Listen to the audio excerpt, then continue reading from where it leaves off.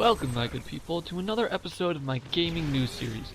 This is a series in which I travel through the news and releases from the past week and relay them to you. If you've been following this series for a little while now, you know the layout has changed a little bit. It's just something I wanted to try out and we'll see if it fits. So without further ado, let's get started with some news. For a while now, Sony has been a crafty demon through the entire process of asking yay or nay to a fourth God of War, but luckily there's a loophole. That exists in the musical side of the game. Timothy Williams, one of the composers of the game, has placed his resume online, and within its listing of projects, there it read God of War 4. Now, Sony will not answer any questions on the subject, but luckily the source won't shy away, and there Williams will admit that it is not a mistake.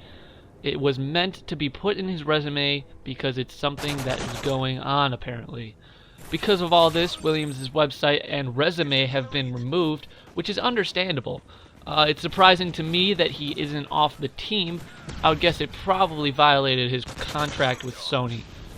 Speaking of being dismissed from a game, there have been reports of players getting banned in the Old Republic for visiting the planet Ilum at low levels and looting containers.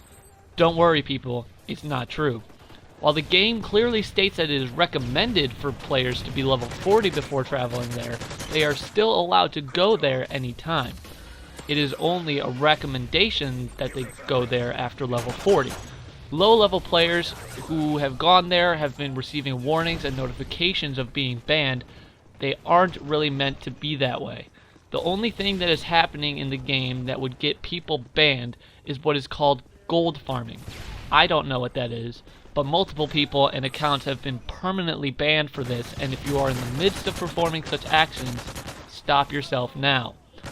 I have one last little news item, and I won't explain it all because it's quite a doozy, but here I'm going to give you a little synopsis of what's going on.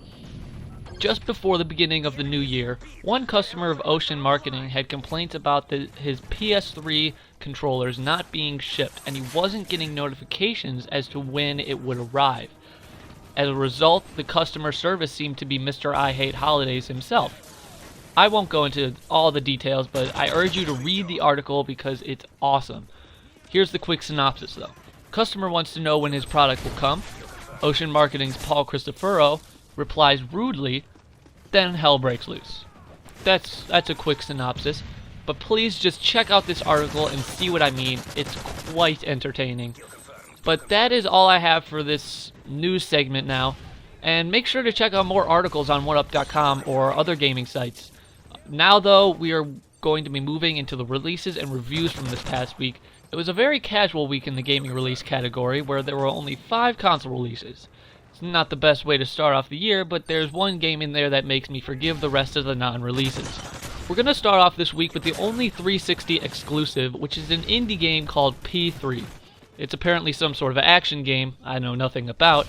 Unfortunately, we also don't know what the score is, so we don't know if it's good or not. We're going to be skipping over the PS3 since there were no exclusives for that console this week, and we are moving straight on to the Wii. The Wii also received only one exclusive game, and that game was Zombie Attack. As usual, no score was given to it by GameSpot. Sorry, Wii people, not my fault. To continue the trend, the PC also received only one game this week, and that was Guild Wars Complete Collection. Only to make the trend stick further, it received no score as well. But now that we move on to the cross consoles, we finally get a break from the norm. There were 2 games in this category, the first being TNT Racers. That was released for the 360, PS3, and the Wii this week, all of them receiving scores. With the 360 receiving the only critic score of 6.4, the PS3 and Wii only got user scores. The PS3 received a 4.3 user score, and the Wii received a 7.5 user score. The final game this week, which I believe would make up for the lack of games this week, is Return of NFL Blitz. It was released on the 360 and PS3 this week, and 360 didn't receive a score, but the PS3 received an 8.5 user score. So there you have it, the first gaming news video of mine for the new year, and I made the little layout change to make it look a little less boring in the background. Let me know what you guys think about that, and please like it if you think it's deserving of a like. Same goes with the favorite. Also, if you guys wouldn't mind checking out some of my other videos, I do more than just this series. Last but not least, I hope your guys' year started off splendidly, and remember to always stay sexy. So the new year means New Year's resolutions. And unfortunately, I never make one. And if I do, I usually forget it. What's up? Ah! Oh. I'm freaking scared as balls right now.